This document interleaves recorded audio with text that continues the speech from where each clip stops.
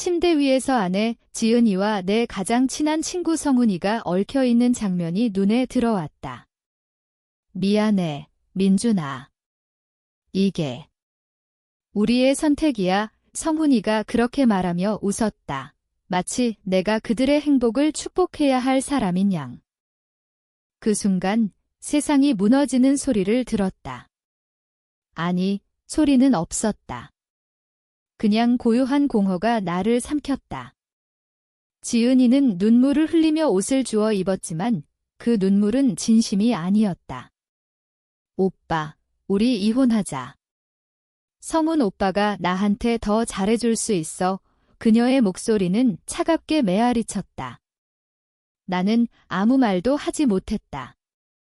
그냥 서 있었다. 마치 유령처럼. 그날 이후 모든 것이 변했다. 우리는 10년 결혼 생활을 끝냈다. 법정에서 지은이는 나를 정신적으로 불안정하다고 증언했다. 민준 씨는 일에만 매달려서 가정을 돌보지 않았어요. 판사는 그녀의 말을 믿었다. 우리 딸 수민이는 지은이에게로 갔다. 아빠, 왜 엄마랑 성훈 삼촌이랑 같이 살아? 수민이가 물었을 때 나는 대답할 수 없었다. 그냥 자빠가 잘못했어 라고 중얼거렸다. 회사에서도 성훈이는 나를 밀어냈다. 그는 내 상사였다. 프로젝트에서 실수를 저질렀다고 보고서를 조작했다. 민준, 내가 피곤해서 그런가 봐. 휴가 좀 가져. 하지만 그건 해고의 서곡이었다. 한 달 후, 나는 실업자가 됐다. 친구들은 사라졌다. 가족은 멀어졌다. 나는 서울의 작은 원룸에서 혼자 살게 됐다. 처음에는 울었다. 밤마다 베개에 얼굴을 파묻고 소리 없이 울었다. 왜 나였을까? 왜 그들이 나를 이렇게 만들었을까? 지은이와 성훈이는 이제 행복하게 살고 있었다. SNS에 올라오는 사진들, 둘이 손잡고 제주도 여행, 수민이와 함께 웃는 가족 사진. 그걸 볼 때마다 가슴이 찢어졌다. 하지만 울음은 곧 분노로 변했다. 아니, 분노조차 아니었다. 그냥 차가운 계산. 나는 생각했다. 복수. 그건 영화에서나 나오는 일이다. 현실에서는 법이 있고 사회가 있다. 나는 그냥 살아야 한다. 새 직장을 찾고 수민이를 만나러 가고 잊으려고 노력했다. 하지만 매일 아침 거울을 볼 때마다 그들의 얼굴이 떠올랐다. 미안해, 민준아. 그 말은 나를 모욕했다. 미안함이 아니라 동정이었다. 시간이 흘렀다. 6개월쯤 됐을까? 나는 우연히 성훈이의 비리를 알게 됐다. 회사에서 일할 때 그가 거래처와 뒷돈을 주고받는 걸 봤었다. 하지만 그때는 친구라서 눈 감아줬다. 이제는 달랐다. 나는 그 증거를 모으기 시작했다. 은밀하게, 조용히. 컴퓨터에 파일을 저장하고 옛 동료들에게 연락했다. 성훈이 형, 요즘 어때? 캐주얼하게 물으며 정보를 캐냈다. 내 마음속에서 목소리가 들렸다. 이게 내가 할 일인가? 그냥 놓아두면 안 돼. 하지만 또 다른 목소리가 대답했다. 그들은 내 인생을 훔쳤어. 이제 내 차례야. 나는 잠을 이루지 못했다. 밤에 일어나 창밖을 보며 생각했다. 서울의 불빛이 반짝이는 게 마치 내 분노를 비추는 듯 했다. 첫 번째 움직임은 작았다. 지은이에게 메시지를 보냈다. 수민이 잘 지내? 보고 싶어. 그녀는 답했다. 네, 잘 지내. 하지만 이제 우리 가족이야. 그 말에 나는 웃었다. 화면 앞에서 차갑게. 가족. 내가 내 가족을 파괴했는데, 하지만 답장은 부드럽게 했다. 알았어. 행복하게 살아. 그 뒤 나는 성훈이의 일상을 관찰했다. 그의 출퇴근 시간, 만나는 사람들.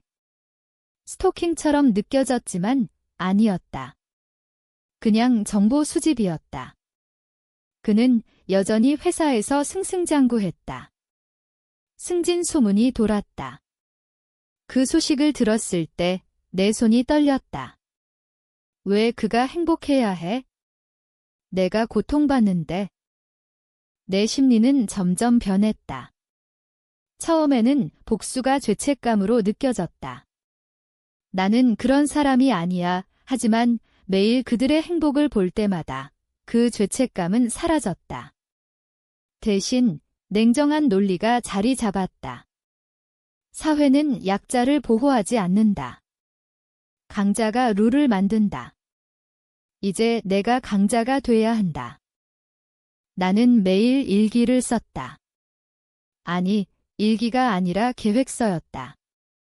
노트북에 암호로 보호된 파일, 성훈이의 약점 목록, 거래처 뇌물, 세금 탈루, 그리고 지은이와의 관계로 인한 회사 내 불륜 의혹. 나는 옛 동료를 만났다. 형, 요즘 힘들지? 커피숍에서 물었다. 그는 피곤한 얼굴로 고개를 저었다. 성훈이 때문에 다들 지쳐. 그 새끼 뒷돈 챙기면서 우리한테 압박만 줘. 그 말을 듣고 내 마음이 요동쳤다. 그래, 나 혼자가 아니야. 하지만 곧 현실을 직시했다. 그 동료는 증언하지 않을 거다. 두려워하니까. 그래서 나는 더 깊이 파고들었다. 익명으로 회사 감사팀에 제보를 준비했다. 하지만 아직 아니었다. 타이밍이 중요했다. 지은이와의 만남이 늘었다. 수민이를 핑계로. 공원에서 만날 때 그녀는 불편해 보였다. 오빠, 왜 자꾸 오는 거야? 이제 끝났잖아. 나는 미소 지었다. 수민이 때문에. 내가 행복하면 좋겠어. 속으로는 내 행복이 내 복수의 연료야라고 생각했다. 내 독백이 길어졌다. 밤에 누워서. 왜 내가 이렇게 변했지? 원래 착한 사람이었는데, 하지만 착함이 뭐야? 그 착함 때문에 모든 걸 잃었어. 지은이는 나를 이용했다. 성훈이는 나를 밟았다. 이제 그들의 도덕을 이용할 차례. 한국 사회는 체면을 중요시한다. 스캔들이 터지면 그들은 무너질 거다. 두 번째 단계, 지은이를 흔들기. 나는 그녀의 SNS를 통해 친구를 사귀었다. 가짜 계정으로. 지은 씨, 성훈 씨랑 행복하세요. 캐주얼한 댓글. 그녀는 불안해졌다. 나에게 메시지 왔다. 오빠, 그 계정 너야. 나는 부정했다. 무슨 소리야? 나 그런 짓 안 해. 하지만 속으로 웃었다. 그녀의 불신이 시작됐다. 성훈이도 느꼈다. 회사에서 이상한 소문이 돌았다. 내가 퍼뜨린 건 아니었다. 그냥 힌트를 줬을 뿐. 옛 동료에게 성훈이 형, 조심해. 누가 제보할지도 몰라. 그는 나를 불렀다. 민준아, 너 뭐 하는 거야? 그의 목소리가 떨렸다. 똑똑한 놈, 이미 눈치챘어. 그 만남에서 나는 연기했다. 형, 무슨 소리야? 나 그냥 살아. 하지만 눈빛으로 위협했다. 그는 불안해 보였다. 좋아, 이제 내 차례야. 불안에 잠 못 이루게 해줄게. 내 심리가 더 깊어졌다. 복수가 중독됐다. 매일 아침, 거울에서 나를 봤다. 이게 나인가? 괴물이 됐어. 하지만 멈출 수 없었다. 멈추면 다시 그 공허로 돌아갈 테니까. 수민이를 생각했다. 아빠가 왜 이렇게 됐을까? 아이는 모른다. 하지만 이 복수가 끝나면 아이를 되찾을 수 있을까? 감정이 고조됐다. 지은이와 싸웠다. 너 때문에 내 인생 망쳤어. 외쳤지만 속으로만. 실제로는 조용히 말했다. 지은아, 성훈이 믿지 마. 그놈. 다른 여자도 있어. 거짓말이었다. 하지만 그녀의 눈에 의심이 스쳤다. 그래, 내 관계를 파괴할게. 이제 복수는 본궤도에 올랐다. 나는 변호사를 고용했다. 아니, 무료 상담으로. 불륜으로 인한 이혼, 위자료 청구 가능할까? 물었다. 변호사는 고개를 저었다. 증거가 부족해요. 그래서 증거를 모았다. 성훈이의 뇌물 증거를 회사에 익명 제보했다. 하지만 직접이 아니었다. 중개인을 통해. 제보 후 회사에 소란이 일어났다. 성훈이는 조사받았다. 그는 나를 의심했다. 전화 왔다. 민준, 너지. 왜 이러는 거야? 나는 차갑게 대답했다. 형, 무슨 소리야? 나 그런 사람 아니야. 하지만 속으로는 내가 나한테 한 대로 돌려주는 거야? 지은이는 더 불안해졌다. 오빠, 성훈 오빠가 이상해. 회사에서 문제 생겼대. 나는 위로했다. 괜찮아질 거야. 내가 곁에 있잖아. 하지만 그녀의 눈에 눈물이 고였다. 좋아, 내 행복을 빼앗아. 내 내면은 갈등으로 가득했다. 이게 옳은가? 수민이가 상처받을 텐데 밤에 악몽을 꿨다. 수민이가 울며 아빠 괴물기라고 말하는 꿈시 깨어나 땀에 젖었다. 멈춰야 해. 하지만 다음 날 성훈이의 승진이 취소됐다는 소식을 들었다. 쾌감이 밀려왔다. 계속해. 세 번째 단계, 그들의 관계를 공격.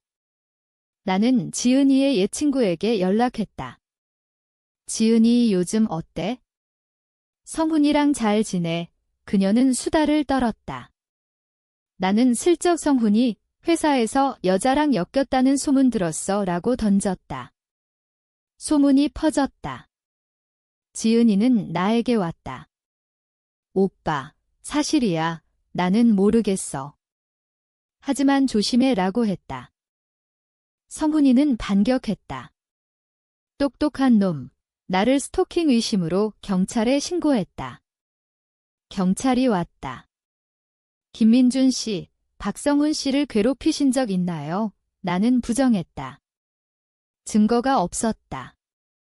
하지만 그 사건으로 내 마음이 더 차가워졌다. 내가 법을 이용하니 나도 이용할게. 감정이 폭발할 뻔했다. 혼자서 소리쳤다. 왜 나한테 이러는 거야? 하지만 진정했다. 복수는 감정이 아니라 논리다.